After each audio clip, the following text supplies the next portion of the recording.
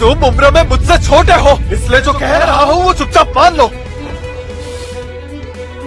ठीक है तो अब जैसा तुम कहो।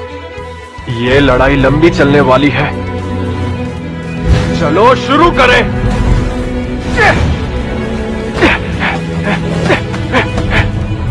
इहारू इचिकावा के ब्रेन वेव्स फिर से नॉर्मल हो गए हैं। रेनो भी रिकवर हो गया है, लेकिन इसकी बॉडी काफी कमजोर है, ये और नहीं लड़ सकता। हमें सोंजो को रेनो के करीब लाना होगा, या फिर दूर से हमला करने के लिए रेनो के बिना ही उसका कोर ओपन करना होगा। लेकिन 24% कॉम्बैट पावर के साथ इहारू का ये करना नामुमकिन है।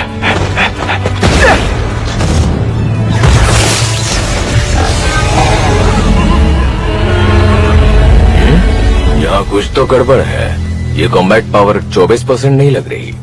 इहारू की कॉम्बैट पावर को ट्रैक करो। ठीक है, ये क्या 41% पर है? नहीं, ये दोबारा 22% पर आ गया।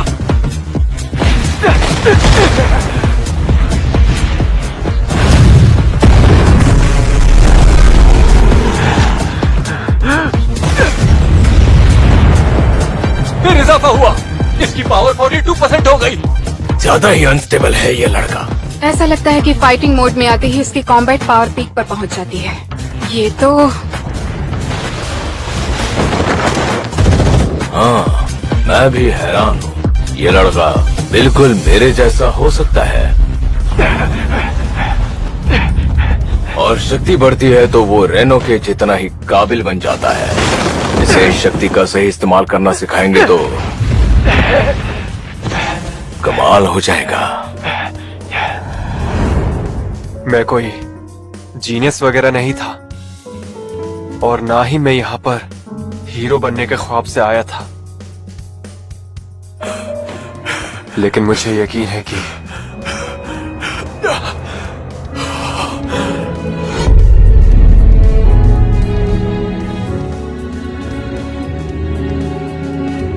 ये रास्ता भी हमेशा की तरह उसी दीवार पर जाकर रुकेगा। लेकिन ऐसा हुआ भी तो मैं उससे मार मार के तोड़ दूंगा, और तब तक मारता रहूंगा।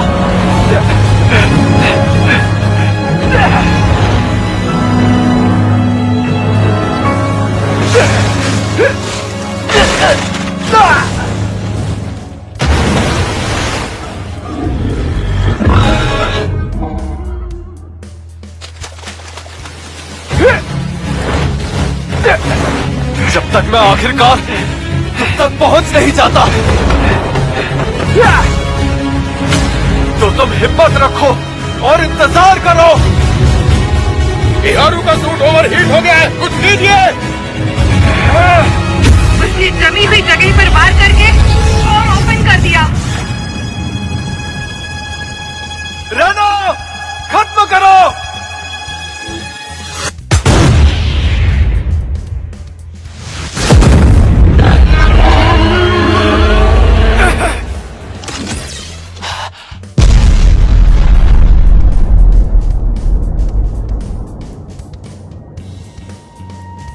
ओगाता, सुनो। हिकारी, चिल्ला क्यों रही हो? ये लाइब्रेरी है। पर यहाँ और कोई नहीं है। तो क्या हुआ? कैफेटेरिया में एक और खाने की प्रतियोगिता जीतनी है क्या? मेरी सेल से पता चला है कि मैं वेपन नंबर 4 के काबिल बन सकती हूँ, इसलिए कल एक बड़ा टेस्ट दे रही हूँ। अगर ये काम कर गया तो मैं और भी शक्तिशाली काइजू को हरा पाऊंगी। मतलब मैं ज्यादा से ज्यादा लोगों को दुखी होने से और परेशान होने से बचा पाऊंगी। ये तो तुम्हें बढ़िया क्या है। लगता है? हाँ? बताओ ना, तुम्हें लगता है मुझ में वो बात है? अगर मैं उस पल तुम्हारा भविष्य देख पाता और तुम्हें पूरे दिल से मना कर देता, कर सकती हो? तुम में वो काबिलियत है।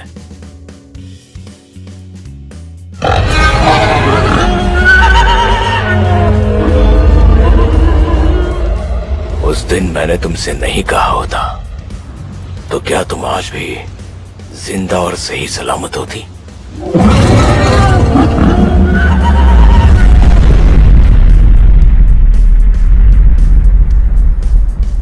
टारगेट के जिंदा होने के सभी सिग्नल बंद हो गए हैं। बिहारू इचिकावा ने होंजू को मार दिया।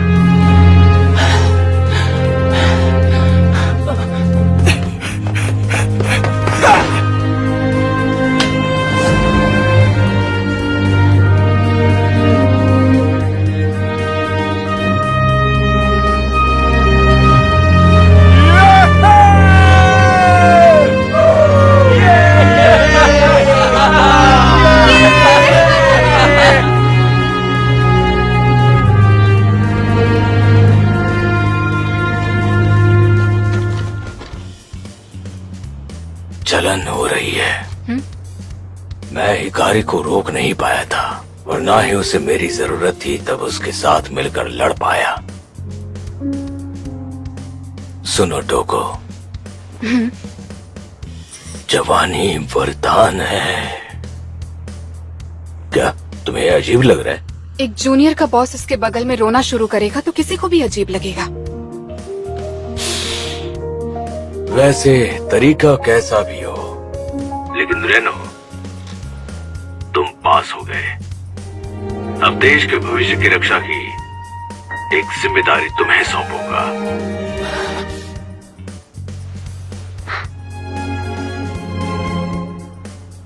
आपका शुक्रिया कैप्टन ओकादा।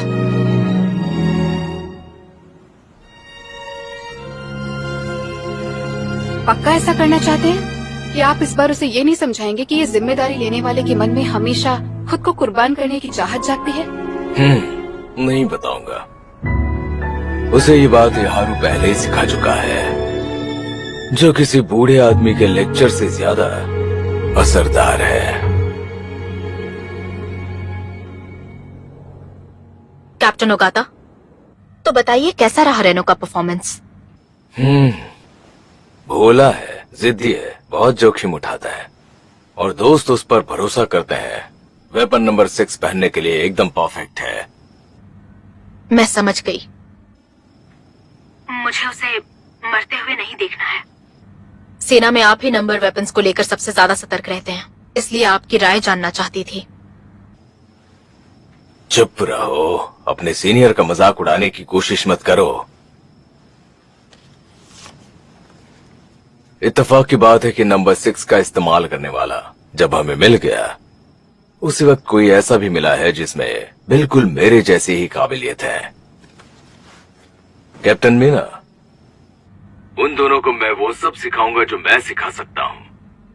उन्हें ऐसा योद्धा बनाऊंगा कि तुम हैरान रह जाओगी। आखिरकार सबको पीछे छोड़कर जिंदा बचाऊं तो फर्ज तो बनता ही है।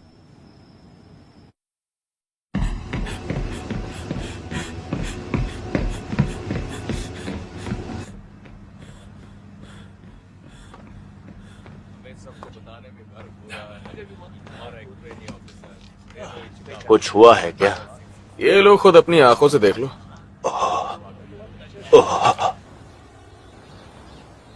ये क्या? ये तो रेनो है। नहीं, ऐसा बिल्कुल नहीं हो सकता। रेनो अगर नंबर 6 वेपन पहनेगा और उस चीज से लड़ेगा तो ये बहुत खतरनाक है। तुम्हें बात अभी भी समझ में नहीं आई। पहले भी बता चुकी हूँ, हमें कभी कम मत समझना। रेनो भी एक सोल्जर है।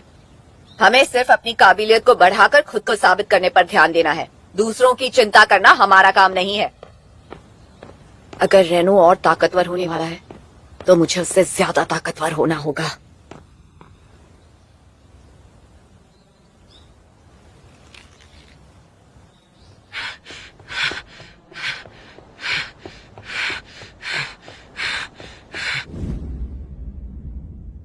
किकोरू ने सही कहा, रेनो का तो कोई जवाब नहीं।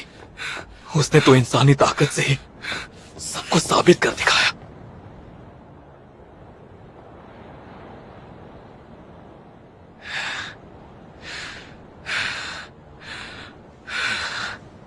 लेकिन मेरा क्या?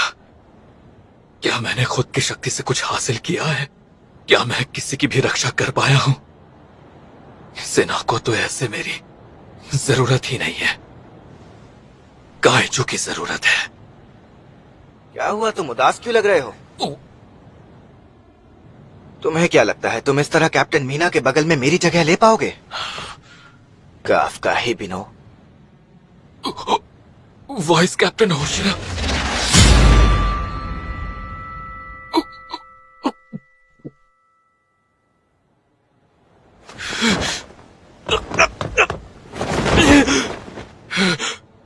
वाह, बहुत अच्छा लगा।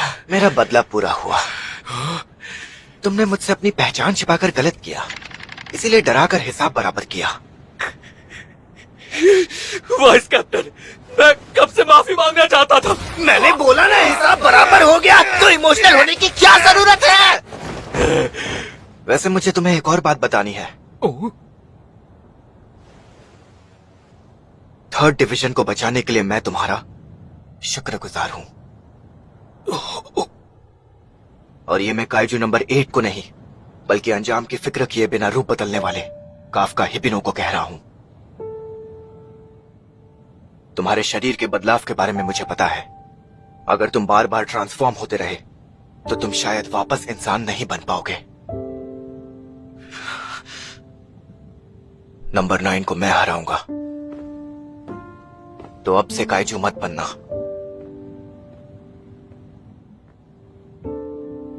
भले ही मंजिल के लिए काफका हिबिनो बनकर ज्यादा वक्त लगे, पर खुद को बदलना मत।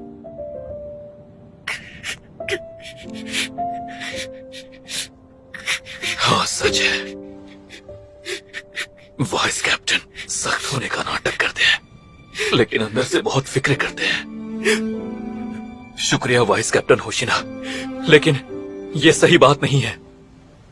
मैं तो ये चाहता हूं कि सब मुझे मेरी अपनी ताकत के लिए जाने, जैसे रेनो है, मीना है, आप हैं। लेकिन मुझे अफसोस है कि मैं अकेला किसी की भी रक्षा करने के काबिल नहीं हूं। मैं अपने किसी भी दोस्त को रोते हुए नहीं देखना चाहता, इसलिए मैं काइजू नंबर 8 बनूंगा और लड़ूंगा।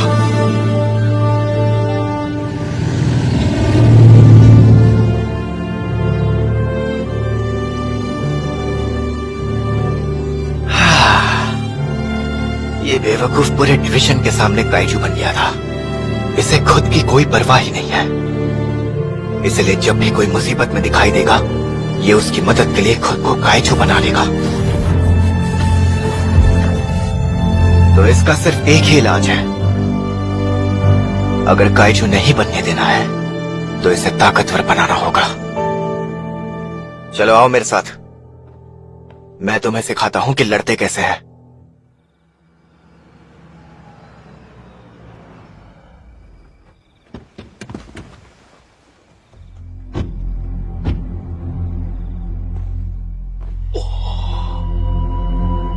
ये कैसी जगह है?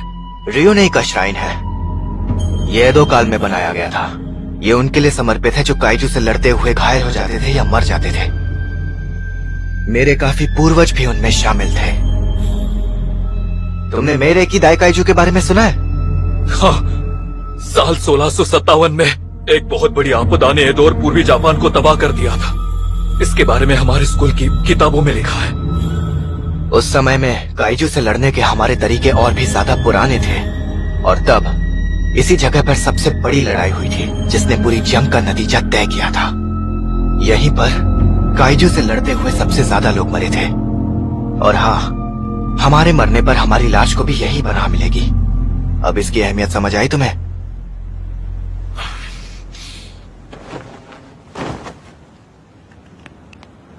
तो चलो, अब मुझे पकड़ के दिखाओ। यहीं पर लड़ेंगे? मैंने कहा ना, मैं तुम्हें लड़ना सिखाऊंगा। ना कोई सूट, ना कोई रूप बदलना। हम आम इंसानों की तरह लड़ेंगे। चलो मुझे दिखाओ तुम कितना इम्प्रूव हो गए हो। अगर आप यही चाहते हो तो मैं सच में लड़ूंगा। बहुत बढ़िया।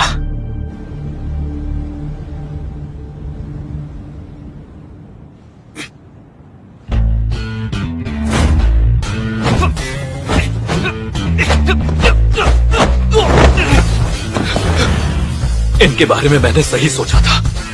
लगता नहीं कि मैं इनसे जीत पाऊंगा, लेकिन मैं खुद को आसानी से हारने भी नहीं दे सकता। जब से मैं 3rd डिवीजन छोड़कर यहाँ आया हूँ तब से लड़ने की काफी प्रैक्टिस की है, और अब मुझे इनको ये दिखाना ही होगा। अब इन्हें दिखाता हूँ कि मैंने कितनी अच्छी ट्रेनिंग ली है। छोड़ूंगा नहीं, हरा दूंगा आपको, हार नहीं मानूंगा। मेरा एक भी वार उन्हें लग नहीं रहा। ये सच है, मुझे जीतने के लिए ट्रांसफॉर्म होना ही होगा।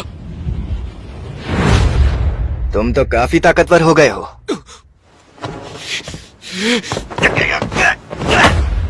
तुम्हारे शरीर और मूवमेंट्स को देखकर इतना तो मैं समझ गया कि तुम लगातार प्रैक्टिस कर रहे हो, आर्या के में भी कड़ी मेहनत कर रहे हो। लेकिन फिर भी मैं यही कहूंगा कि इतना काफी नहीं है। मार ही डाला था, मुझे इस वार को सहना होगा और फिर अगले हमले के लिए तैयार। तुम बिल्कुल नहीं बदले। तुम्हें तो काइजू नंबर 8 का सुरक्षित शरीर, उसकी ताकत और रीजनरेट होने की काबिलियत पर ही निर्भर रहने की आदत है। अगर खुद की परवाह किए बिना ही लड़ते रहोगे तो तुम जल्दी मर जाओगे।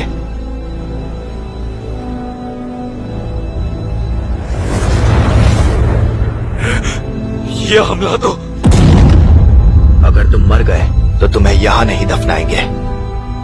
डायरेक्टर ने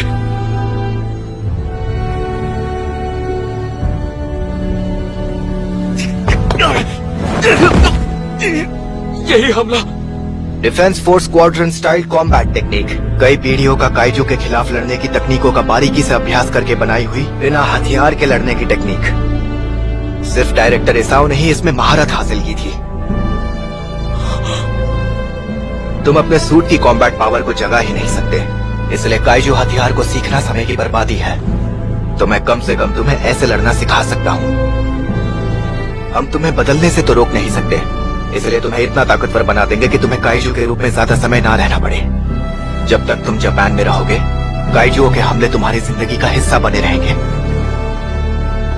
तुम सिर्फ नंबर 9 का सामना नहीं करोगे, उसके बाद भी जो खतरे आएंगे तुम्हें उसके लिए तैयार रहना होगा। पहले इससे लड़कर जिंदा बचो, फिर आकर कैप्टन मीना के बगल से मेरी जगह ले लेना। और इसे मुमकिन बनाना तुम्हारी अपनी ताकत पर निर्भर करता है, किसी और की नहीं।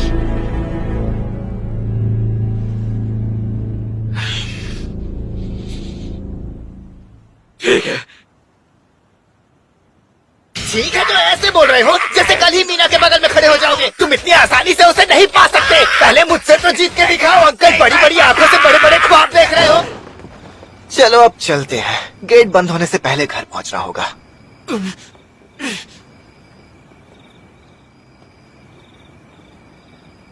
मुझे और ताकतवर होना पड़ेगा। मैं ये सोचने लग गया था कि उन्हें सिर्फ काइजू नंबर 8 की जरूरत है, और सबसे जरूरी बात भूल ही गया। अब मुझे खुद को मजबूत बनाना होगा।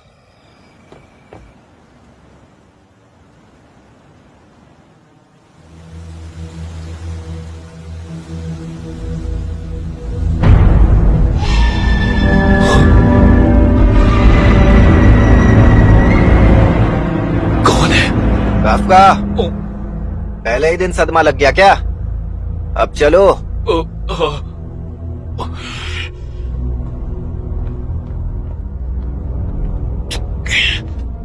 आखिर वो